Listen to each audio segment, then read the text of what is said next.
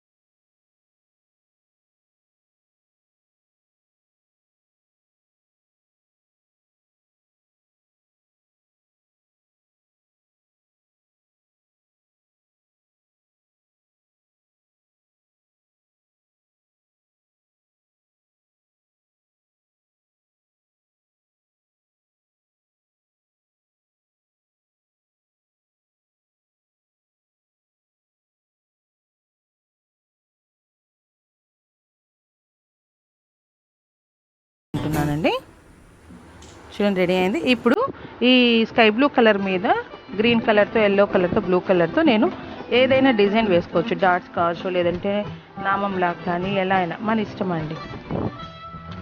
చూడండి బాగా రెడీ అయిపోయింది. ఇప్పుడు మన కింద ఎక్స్ట్రా కార్డ్బోర్డ్ స్టిక్ చేసుకున్నాం కదా, దీని మీద మనం ఆల్రెడీ చేసి పెట్టుకున్న ఈ బేస్ని అతికించుకోవాలన్నమాట.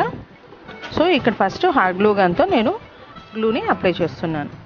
చూడండి, హార్డ్ గ్లూ గన్ లేకపోతే ఇది అతికించేసుకుందాం. మీ దగ్గర కానీ హార్డ్ గ్లూ గన్ లేకపోతే ఫెవికాల్ యూజ్ చేయండి. ఇది ఇప్పుడు రెడీ అయిపోయిందండి, హార్డ్ గ్లూ గన్ స్టిక్ అయిపోయింది. చూడండి, నేను ఒక గ్లిటర్ పేపర్ తీసుకున్నాను, దీన్ని 2 రెక్టాంగిల్స్గా నేను కట్ చేసుకుంటున్నాను.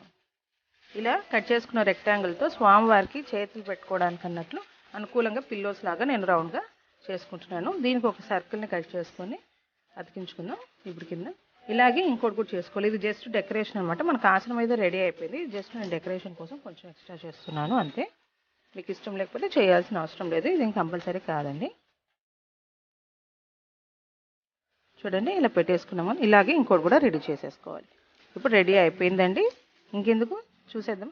చూడండి ఎంతో ఈజీగా మనకి ఇంట్లోనే ఆసనం రెడీ అయిపోయింది. చాలా బాగుంది కదా. ఈ వీడియో కానీ నచ్చినట్లయితే నా ఛానల్ని లైక్ చేసి షేర్ చేయండి, సబ్స్క్రైబ్ చేయండి. Thank you. బాయ్.